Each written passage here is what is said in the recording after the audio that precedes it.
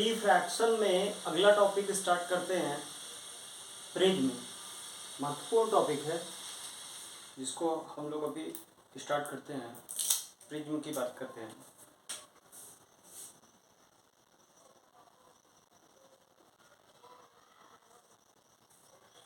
Prism क्या होता है? प्रिज्म की बात करते हैं तो प्रिज्म को डिफाइन किया जाता है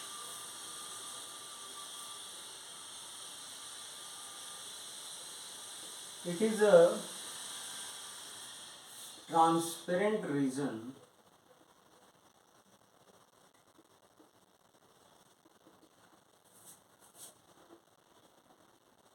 bounded by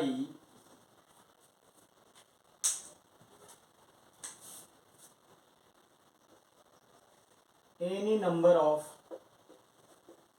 surfaces, bounded by any number of surfaces.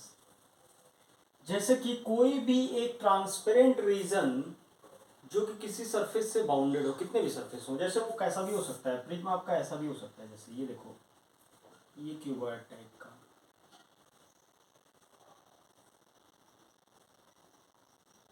ये भी अपना प्रिज्म है कि लाइट रे ऐसे इस सरफेस पे पड़ा, देखो इधर से, फिर उसके बाद में ऐसे गया, फिर ऐसे निकल गया।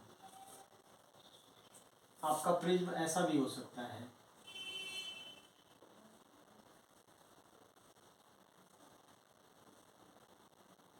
ये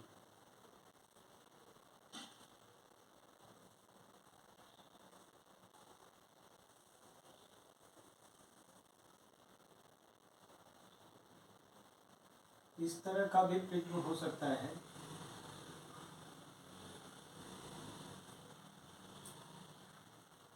बच्चों तो यह भी प्रिज्म है, 3 डायमेंशनल ज्योमेट्री हम बना रहे हैं सबका।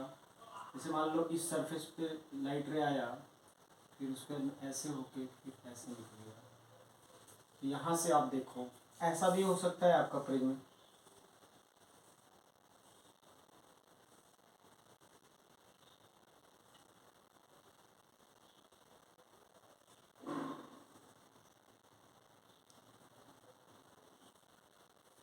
यह भी हो सकता है अपना प्रिज्म कि लाइट रे इस पे पड़े, फिर इधर करके फिर इधर निकल जाए।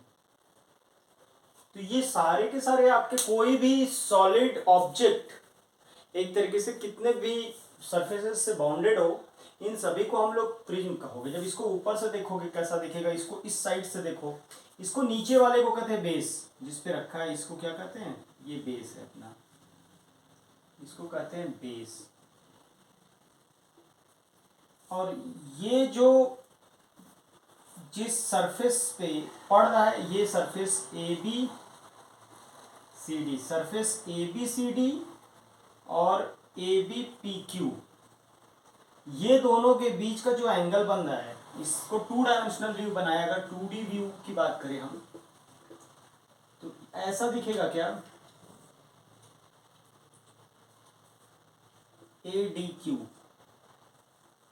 ये जो एंगल है, एंगल ए को हम बोलेंगे एंगल ऑफ प्रिज्म। इस एंगल को बोलोगे आप angle of prism. Angle of prism basically क्या है, वो सरफेस जिस सरफेस पे इंसिडेंट रे पड़ रहा है और जिस सरफेस से इमर्जेंट रे निकल रहा है, इन सरफेसेस के बीच का जो एंगल होता है उसे बोलते हैं एंगल ऑफ प्रिज्म। हम बेसिकली 2 डायमेंशनल व्यू की बात करेंगे तो ऐसा दिखेगा। इधर से आप देखोगे तो रेज ऐसे ही पड़ के निकलती हुई दिखाई दे रही है आपको। तो एंगल ऑफ प्रिज्म बेसिकली हम बात करेंगे दोनों सरफेस के बीच का एंगल होता है, जिन सरफेसेस से होके गुजरेगा उसे हम बोलेंगे एंगल ऑफ प्रिज्म।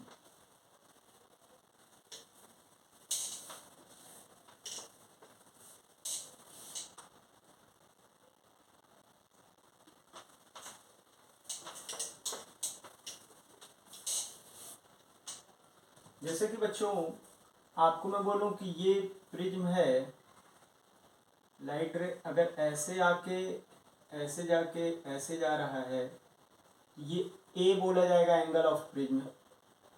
इस केस के लिए ए इज एंगल ऑफ प्रिज्म। अगर लाइट रे ऐसे जाए, लाइट रे ऐसे पड़े, फिर ऐसे पड़े, फिर ऐसे पड़े, इस केस में आपका बी को बोला जाएगा एंगल ऑफ प्रिज्म। और लाइट स्वाभाविक सी बात है, अगर इधर से ऐसे गिरेगी, इसको कवर करते हुए चलेगी, तो एंगल ऑफ प्रिज्म सी को बोलोगे। तो बेसिकली देखो, जो लाइट दोनों सरफेसेस के बीच में, जिन दोनों से एक पे पड़ रहा है सरफेस पे, जिस सरफेस से निकल रहा है, इन दोनों सरफेस के बीच का जो एंगल है उसको हम क्या बोलेंगे? Angle of prism. ये हमें लग रहा है बहुत ऑब्वियस सी बात है, एंगल ऑफ प्रिज्म वगैरह समझ में आएगी होगा। एंगल ऑफ प्रिज्म हो जाने के बाद हम बच्चों आगे बढ़ते हैं। ये एंगल ऑफ प्रिज्म के बाद हम बात करते हैं कि एंगल ऑफ प्रिज्म को थोड़ा सिंप्लीफाई कर ले, उसका मैथमेटिकल मॉडलिंग कर ले, पूरा मैथमेटिकल मॉडलिंग, मैथमेटिकल एक्सप्रेशन जो क्या होता है। तो प्रिज्म का थोड़ा सा मैथमेटिकल एक्सप्रेशन जो है उसको समझ लेते हैं।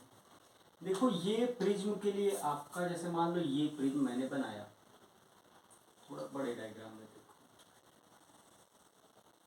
ठीक है। और ये जो है ए बी सी, ये एक लाइन है जिसपे इधर से एंगल आई है, ये एंगल ऑफ इंसिडेंस बोला जाएगा।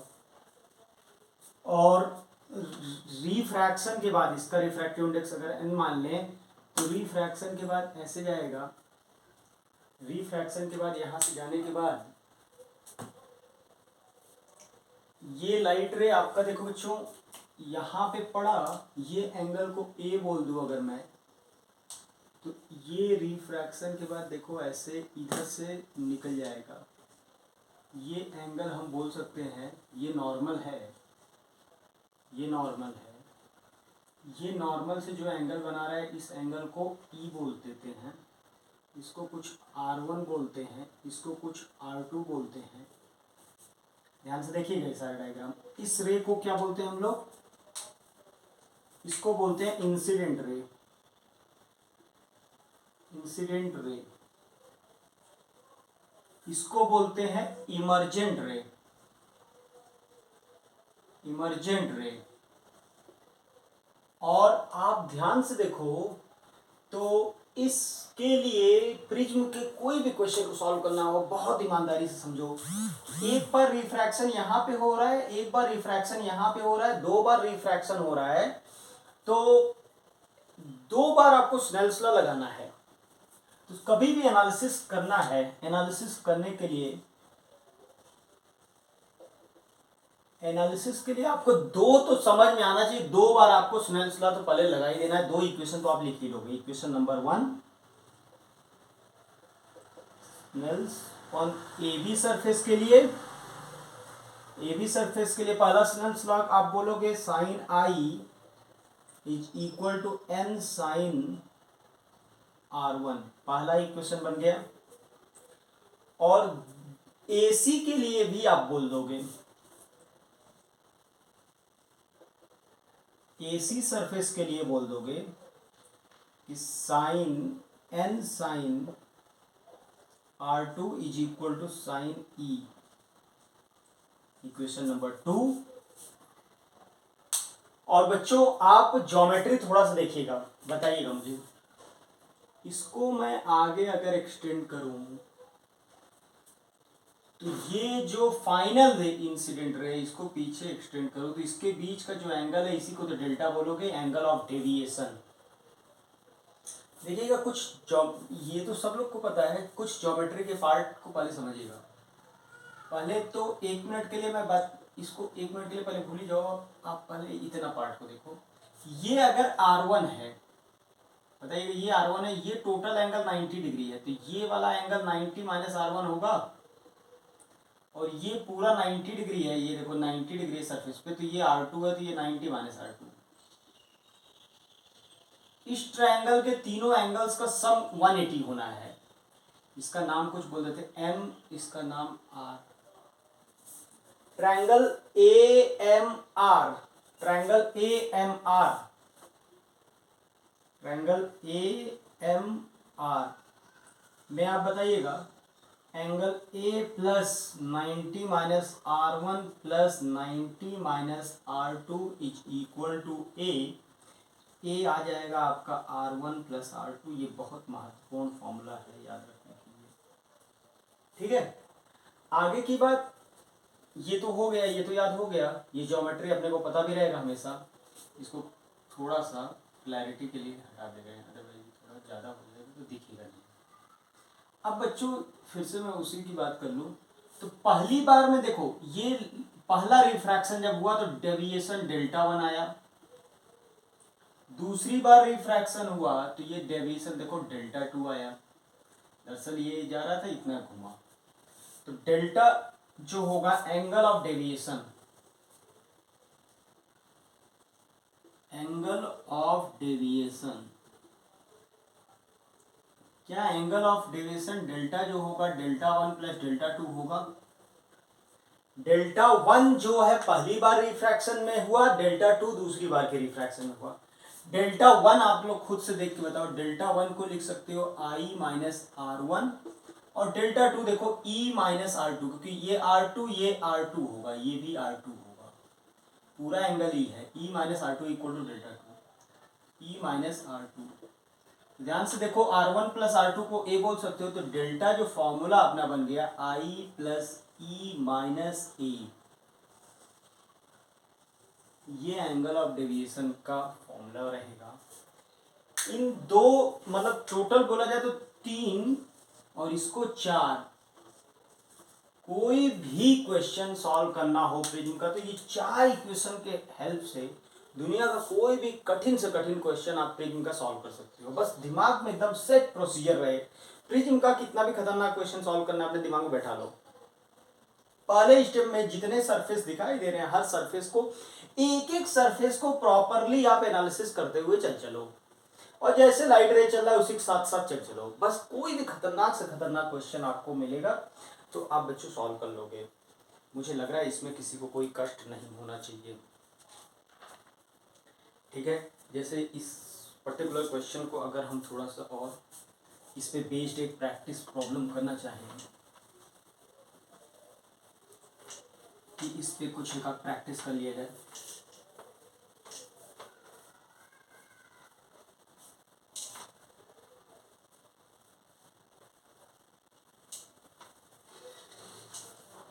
ये पूरी एनालिसिस आपको ढंग से आना चाहिए।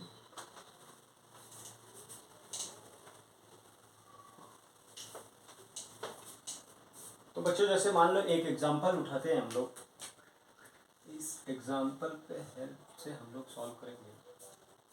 आपको ये दिया है, ये प्रिज्म में जिसका रिफ्रैक्टिव इंडेक्स √2 है, एंगल ऑफ इंसिडेंस 45 अंश है, ये पूरा एंगल दिया है 75 डिग्री। ठीक है, और आपको पूछा है find angle of deviation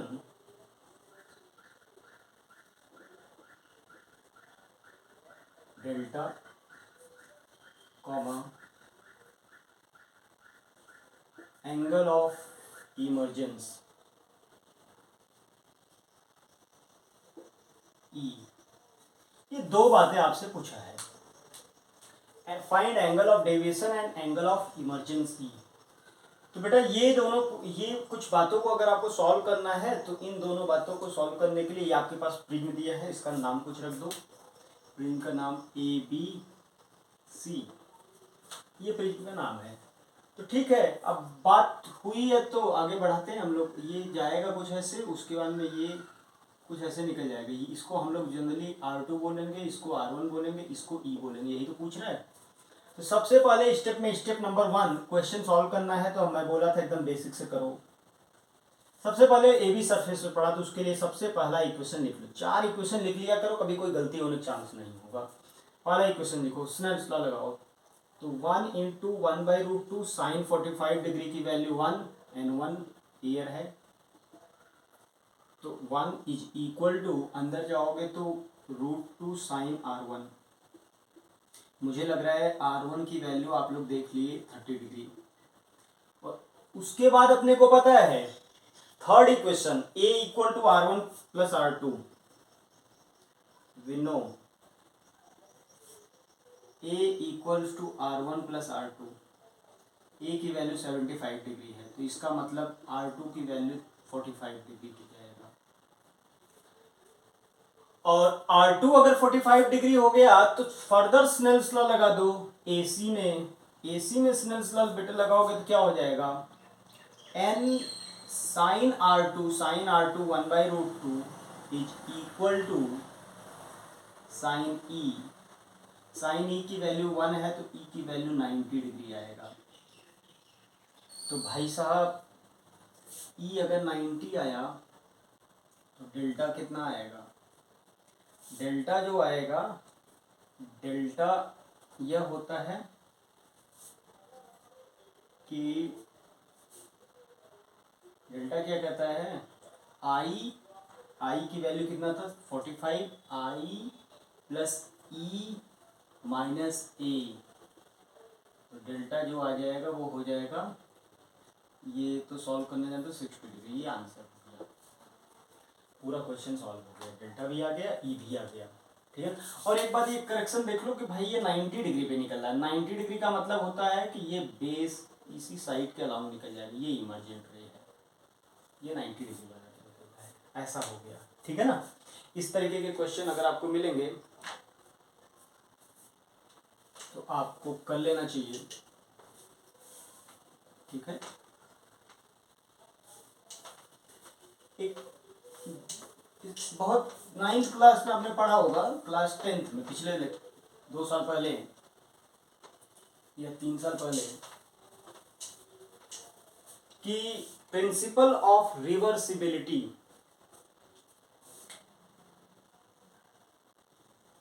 principle of reversibility, principle of reversibility क्या है, उसको कुछ ऐसा कहा गया बच्चों कि जैसे मान लो ये मीडियम है, ऊपर का मान लो एग्जांपल के लिए एक एग्जांपल समझो, ऊपर का एयर है, नीचे रिफ्रैक्टिव इंडेक्स अगर हम रख दे √2 और ये 30 डिग्री, तो ये निकलेगा 45 डिग्री पे। ठीक है ना। तो प्रिंसिपल ऑफ रिवर्सिबिलिटी ये बोलता है कि अगर आप, ये इंसिडेंट है, ये रिफ्रैक्टेड है, प्रिंसिपल ऑफ रिवर्सिबिलिटी के अकॉर्डिंग क्या कहता है कि अगर आप ये इसको इंसिडेंट बना दो, मतलब ये रे अगर इंसिडेंट हो जाए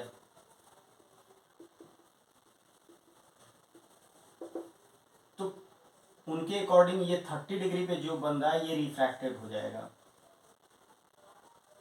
आप सही बात भी है, स्नेल्स लॉ से भी वेरीफाई कर सकते हो।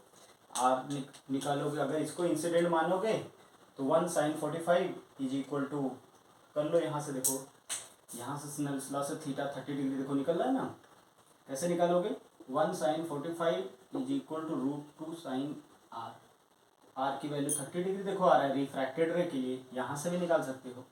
यही बात प्रिज्म में भी चलता है। प्रिज्म में बहुत ही महत्वपूर्ण स्टेटमेंट आएगा, ये समझ लो। प्रिज्म में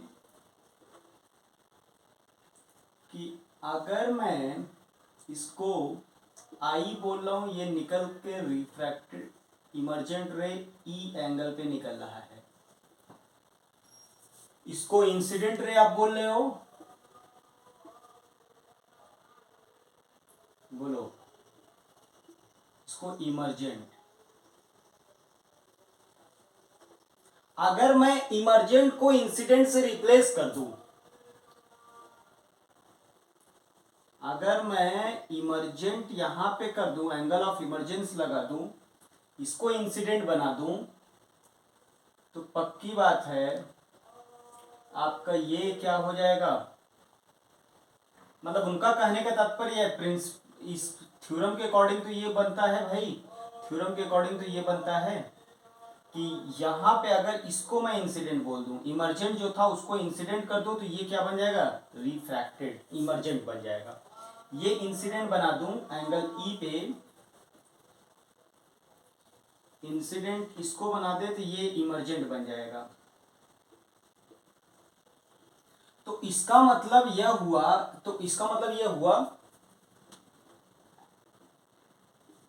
कि एंगल ऑफ इमर्जेंस और एंगल ऑफ इंसिडेंस, तो इसका मतलब यह हुआ कि अगर इंसिडेंस, एंगल ऑफ इंसिडेंस और एंगल ऑफ इमर्जेंस आपस में बदल दोगे तो कोई चेंज नहीं आने वाला है एंगल ऑफ डेविएशन। मतलब ये रे जो है इसकी जगह पे अगर इस रे को रख दे ई एंगल पे तो ये इमर्जेंट रे बन जाएगा। तो अभी अभी जो क्वेश्चन किया था हम लोगों ने देखा था, ये बड़ा काम का रहेगा भविष्य में कि आपस में बदलने से कोई फर्क नहीं पड़ता। इस प्रिंसिपल के अकॉर्डिंग एक बात समझ में आ रहा है कि अगर हम जैसे अभी अभी जो क्वेश्चन आपने किया था उस क्वेश्चन को देखो कि इसको 45 डिग्री आपने रखा था, ये √2 था, ये 75 डिग्री था, ऐसे गया था, ऐसे निकला था और ये रे शायद ऐसे चला गया था इस तरह से, ये 90 डिग्री था, ये 30 डिग्री सॉल्व करने पे आया था, ये 45 डिग्री। तो आपका I 45 डिग्री था, R1 30 degree, R2 45 degree, E 90 degree और डेल्टा जो आया था, डेल्टा होता है I प्लस E माइनस ए। तो I और E को आपस में इंटरचेंज कर दें, I की जगह E कर दें एंगल और E की जगह I कर दें, तो भाई कोई फर्क तो पड़ने वाला नहीं है, आंसर में तो कोई फर्क पड़ने वाला नहीं। देखो यहाँ पे I प्लस E माइनस ए अभी अभी आपने सॉल्व किया था पिछले क्वेश्चन में, 60 डिग्री आया। तो प्रिंसिपल ऑफ रिवर्सिबिलिटी क्या कहता है, प्रिंसिपल ऑफ रिवर्सिबिलिटी के हिसाब से हम लोग बात करें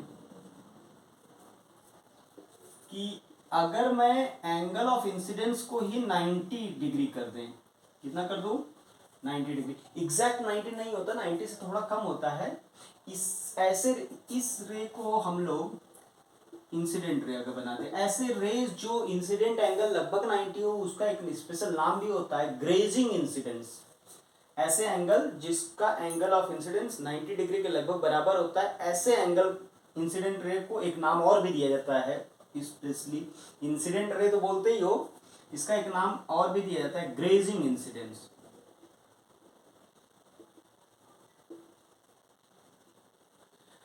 तो बच्चों ये ऐसे निकलेगा और ये चला जाएगा, ये R1 जरा खुद आप सॉल्व करके देखो, कुछ कहने की जरूरत नहीं है, स्नेल्स लॉ लगाओ ए बी के लिए, ए बी के लिए जरा स्नेल्स लॉ लगाओगे तो 1 × 1 = √2 sin R1, R1 की वैल्यू 45 डिग्री आ जाएगा और ये वही प्रिज्म है तो ये पक्की बात है 30 डिग्री आ जाएगा और ये 30 डिग्री है, 30 डिग्री तो ये 45 डिग्री आ जाएगा।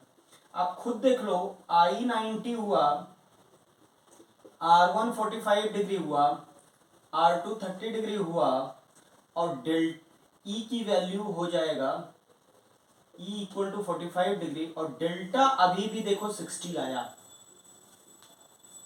मतलब कहने का यह है कि इसको आपस में इंटरचेंज कर दें तो कोई फर्क नहीं पड़ता प्रिंसिपल ऑफ रिवर्सिबिलिटी का। प्रिंसिपल ऑफ रिवर्सिबिलिटी का मतलब यह है कि अगर ये इंसिडेंट रे है प्रिज्म के लिए और ये इमर्जेंट रे है और इमर्जेंट को इंसिडेंट बना दूं और इंसिडेंट तब अपने आप ही इंसिडेंट क्या हो जाएगा, इमर्जेंट इंसिडेंट बन जाएगा, यही है। If we replace the angle of incidence by the angle of emergence, then angle of emergence will also replaced by angle of incidence। मतलब इस बात को चाहो तो आप लिख लो, if we replace the angle of incidence, एक ऑब्जर्वेशन जो इससे समझ में आता है उसको आप नोट कर सकते हो कि if we replace the angle of incidence by angle of emergence, then angle of emergence will also replaced by angle of incidence. यहां तक की तो बात अपने को समझ में आ जाती है बच्चों। इसी पे एक आप और प्रैक्टिस करते हैं थोड़ा रीजनिंग पे ही। रीजनिंग की प्रैक्टिस को एक एग्जांपल किया हम लोगों ने, एग्जांपल नंबर 2 करते हैं। एग्जांपल नंबर 2 क्या है? एग्जांपल नंबर 2 थोड़ा सा एडवांस लेवल का उठाते हैं। अच्छा क्वेश्चन,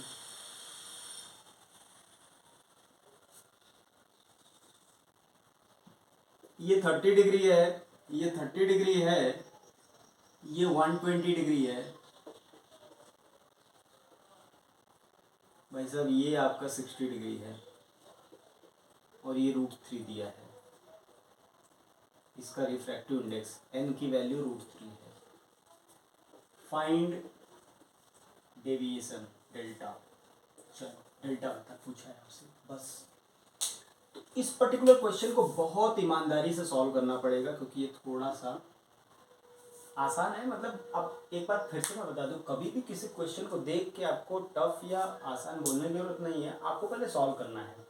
तो आपको मैं बताया था कैसा भी क्वेश्चन हो, सबसे पहले स्टेप में जो स्नेल्स लॉ ने बताया है उसको फॉलो करो। क्या बोला है उन्होंने कहा है कि ईमानदारी से क्वेश्चन को एक साइड पे पढ़ रहा है तो उसको देखो। क्या करना है, सबसे पहले स्नेल्स लॉ लगाना है। ए बी सरफेस के लिए हमने स्नेल्स लॉ लगा दिया। पहले तो अंदर तो जाए, देखो कैसे जा रहा है। स्नेल्स लॉ इस साइड लगाओगे क्या हो जाएगा, 1 into √3/2 is equal to refractive index √3 दिया है साइन R1 की वैल्यू आता है 30 डिग्री। मतलब ये रे जो निकलेगा ये 30 डिग्री पे निकलेगा। अब आप बताइएगा, ये रे ऐसे निकला 30 डिग्री पे, भाई साहब ये 30 डिग्री पे निकला, ऑलरेडी ये 90 डिग्री पे है, ये 90 डिग्री बनाता है। यानी इस वाले सरफेस पे 120 डिग्री पे निकल रहा है रे। इस वाले सरफेस से अगर 120 डिग्री बना के ये रे निकल रहा है तो ये तो रे जो होगा ये रिफ्रैक्टेड रे एसी के पैरेलल होगा। देखो ये भी ये वाला साइड जो है इस लाइन से 120 डिग्री बना रहा है और ये जो रे निकल रहा है वो भी यहाँ से 90 ये है, 30 ये 120, तो ये दोनों आपस में पैरेलल हो गए। और पैरेलल लाइंस कभी भी आपस में कट नहीं करती। ये तो कट करेगा नहीं, तो कट नहीं करेगा तो ये यहाँ से निकल रहा है, ये यहाँ से, इसका मतलब इसी सरफेस पे जाके कहीं ना कहीं कट मिलेगा। पैरेलली एकदम पैरेलल है, एकदम पैरेलल है तो किसी को भी समझ में आना चाहिए कि ये तो पैरेलल है तो ये 30 डिग्री ही बनेगा। अब अपने को समझ में आ गया। देखो एकदम ईमानदारी से करोगे तो कभी कोई कष्ट ही नहीं होगा। अब BC पे पहुंच गया, BC पे पहुंचा है और साथ में ये एंगल ऑफ इंसिडेंस 60 डिग्री लेके पहुंचा है। अब आप मुझे बताओ कि सबसे पहले BC पे पहुंचा है तो एंगल ऑफ इंसिडेंस अगर 60 डिग्री लेके पहुंचा है तो क्या होगा, तो इसको देखते हैं। तो 60 डिग्री लेके पहुंचा है तो एंगल ये E मान लें, तो sine √3 into sine √3/2 is equal to sine E. Sine E की वैल्यू तो 1.5 आ गया, ये तो पॉसिबल ही नहीं है। अगर नहीं पॉसिबल है तो चेक करो कहीं TIR तो नहीं हो रहा है। अगर कभी भी किसी भी रिफ्रैक्शन का क्वेश्चन सॉल्व करो, कभी भी रिफ्रैक्शन का क्वेश्चन सॉल्व करो और साइन की वैल्यू 1 से ज्यादा आ जाए तो समझ लो गलत नहीं है, समझ लो कि वो ई है ही नहीं है, मतलब उस वहां रिफ्रैक्शन नहीं हो रहा है। तो चेक करो रिफ्रैक्शन तो नहीं हो जाए, मतलब TIR तो नहीं हो रहा है। तो TIR पहले निकाल लेते हैं हम लोग। IC निकालने का तरीका क्या होता है, इधर से इधर जाने का तरीका होता है, हम लोग को पता ही है, दो मीडियम हैं तो TIR निकालने का तरीका sine IC is equal to 1। तो IC की वैल्यू तो आ रहा है 1/√3। 1/√3 की वैल्यू तो 60 साइन 60 डिग्री की वैल्यू √3/2 होता है और 1/√3 तो पक्की बात है ये 1/45 डिग्री से भी कम है। यानी IC की वैल्यू 45 डिग्री से भी कम है, 1/√2 पे होता है 45, तो 1/√2 से भी डिनोमिनेटर बड़ा है, मतलब उससे भी छोटा वैल्यू है। तो आईसी तो 45 डिग्री से कम, ये तो ज्यादा है, तो इसका मतलब टीआईआर होना है। ये जो भी किया मतलब क्या है वो, टीआईआर। टीआईआर हो गया। तो टीआईआर अगर हो गया तो यहाँ पे कोई लफड़ाई नहीं है, तब तो आसान हो गया। तो यहीं से निकल जाएगा रे ऐसे 60 डिग्री बना के, और ये 60 डिग्री बनाए तो ये 30 डिग्री, ये बनेगा कितना, ये 30 डिग्री, और ये 30 तो बच्चों ये एंगल जो बनेगा, ये एंगल बनेगा 120 डिग्री। तो नॉर्मल जरा बना दो पहले, तो आप लोग नॉर्मल बनाओ। नॉर्मल बना दोगे तो नॉर्मल ऐसे बनाओगे, ये एंगल 90 डिग्री, और आपने ये 30 तो ये 30 डिग्री बनेगा क्या, क्योंकि 120 बना था, ये 30 डिग्री। तो अब यहाँ पे बीसी के बाद एसी सरफेस पे अपने को स्नेल्स लॉ लगाना पड़ेगा।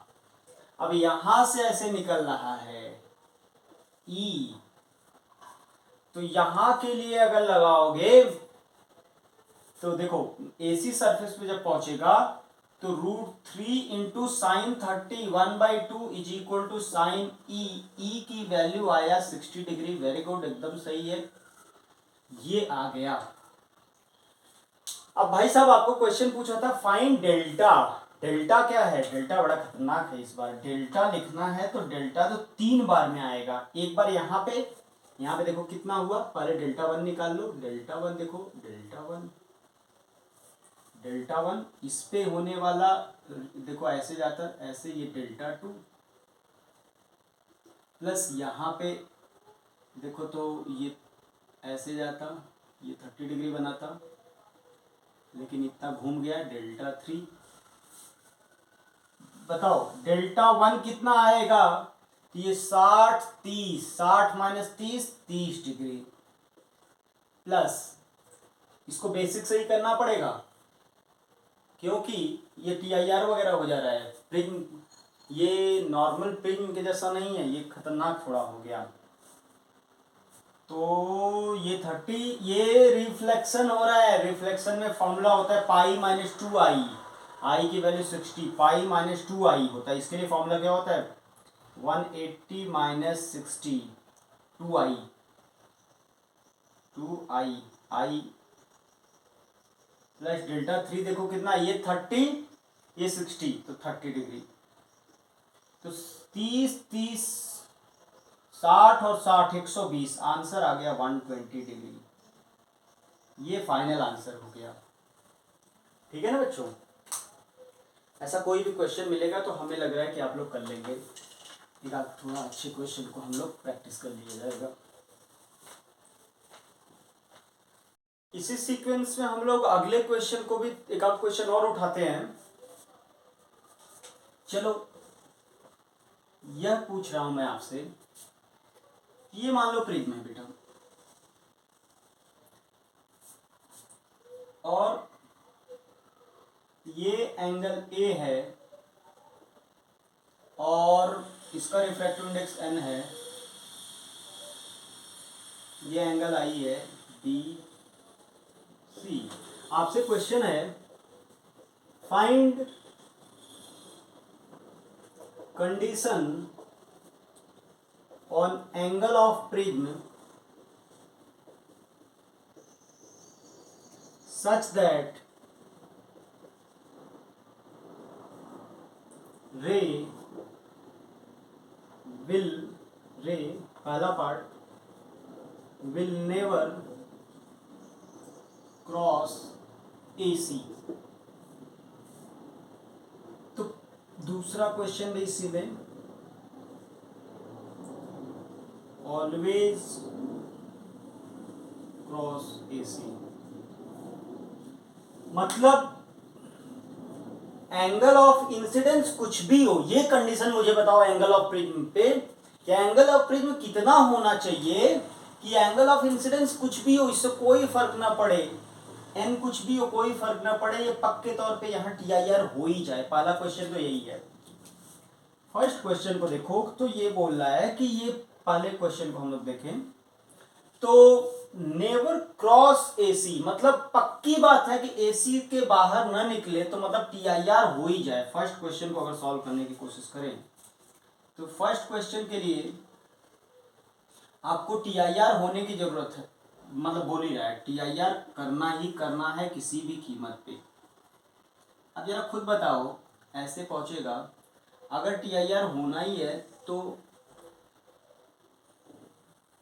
ये 90 डिग्री, ये R2 होता है, ये R1 होता है, ये E होता है। भाई साहब आप मुझे बताइएगा, AC सरफेस से अगर लाइट रे को नहीं निकलना है बाहर, अंदर ही रहना है, मतलब ज्यादा से ज्यादा क्या हो उसके पैरेलल निकल जाए, तो क्या सबसे कम अगर मैं कहूं R2 की वैल्यू क्रिटिकल एंगल से ज्यादा हो जाए तो काम बन जाएगा? हाँ बिल्कुल बन जाएगा। लेकिन मैं कह रहा हूं R2 की जो सबसे छोटी वैल्यू है वह भी क्रिटिकल एंगल से ज्यादा है, तो सारी वैल्यूज के लिए तो पक्की बात है ज्यादा ही होगा। तो क्या अपने को क्या चाहिए?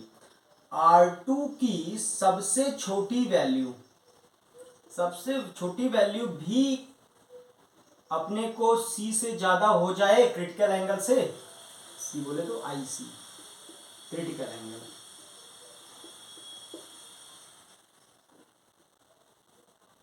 क्या R2 की जो सबसे छोटी वैल्यू है, सबसे छोटी वैल्यू R2 की जो बने वह भी क्रिटिकल एंगल से ज्यादा हो जाए तो TIR तो पक्का होगा। ठीक है, हम लोग जानते हैं, देखो हम लोग जानते हैं